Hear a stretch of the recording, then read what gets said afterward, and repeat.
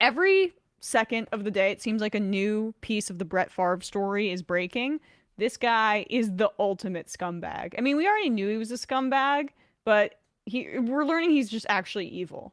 And Stephen A. Smith had I mean, I'm gonna relay a similar point to what Stephen A. said about this earlier today.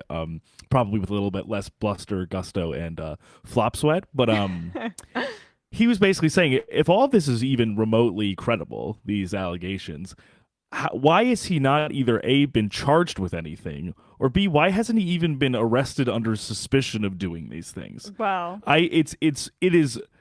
It's obviously one of those things, of course, where we see this both, in the world of politics, in the world of sports, and both in terms of the criminal world or the civil world, as well as in the actual in terms of league punishment too. But basically, your skill level, your fame level corresponds directly with your actual accountability for anything that you do. Clearly, yeah. if this was a seventh round level, pick, by the way. Yes, of course. How much money you have. If this was like a backup quarterback who in the 1980s was on like a good team, he would have been in jail already, or he at least would have been arrested. So we talked a bit about how, Brett Favre took millions of dollars, allegedly, in welfare funds from the state of Mississippi to build a volleyball facility at his alma mater and for his daughter where she played.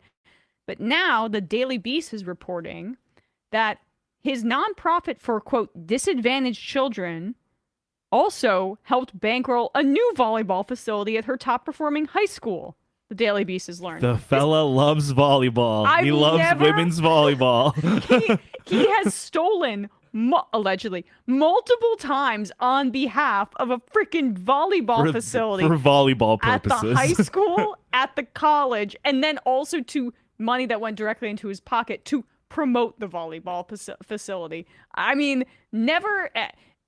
Since Top Gun, the original, has there been more fixation on volleyball? More like volleyball being central to anything whatsoever. The Daily Beast writes, his charity also shelled out more than $130K to the University of Southern Mississippi's athletic club between 2018 and 2020. Records show when he was working to build a volleyball facility there, apparently with state welfare funds.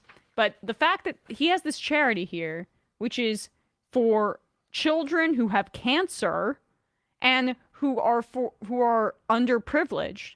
And that's, by the way, this is a lesson in the value of many, many charities. And there are some nonprofits and charities that do good work, but like Bradley and I both watch a few Real Housewives franchises. You would not believe how much of that money tied up in charitable donations is usually under some level of disrepute. Yes, it's basically an excuse for wealthy people to feel good about themselves while still avoiding taxes and dress up nicely and go to galas where they, in the instance of Real Housewives, can throw wine at each other. But like, it doesn't.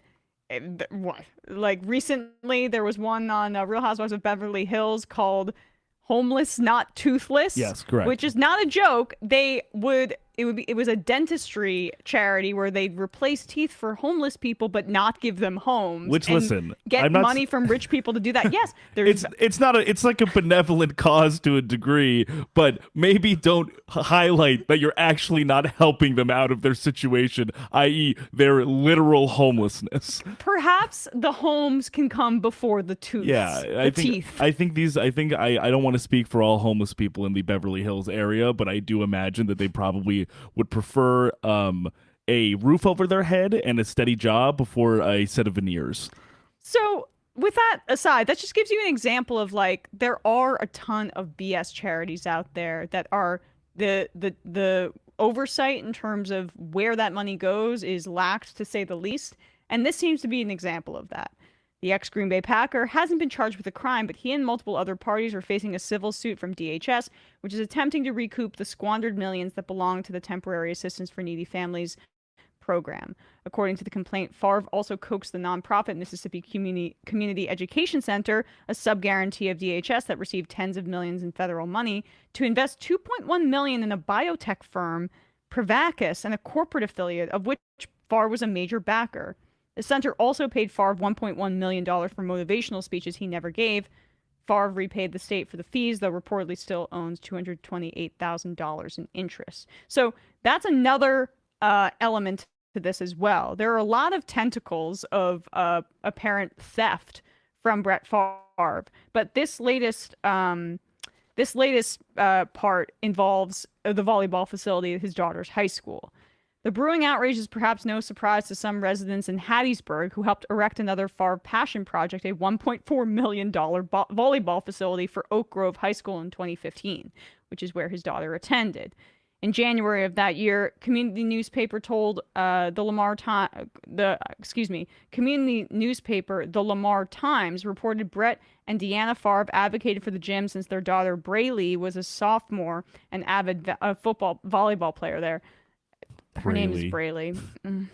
A review of nonprofit tax records reveals that Favre's foundation, Favre for Hope, sent $60,000 to the Booster Club of suburban Oak Grove, which is among the state's highest rated schools. So, to be clear, that is his charity, Favre for Hope, putting money into his daughter's high school for another fucking volleyball facility. Into Braley Favre's volleyball stadium in high school. And volleyball facility. I'm sure he raised a bunch of money from other football players, other people in the community. I don't know how this money got there, but it's like under the pretense that it's supposed to be helping sick children.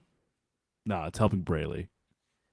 It's almost my name. I mean, Braley is sick with volleyball madness. Six spikes from Braley.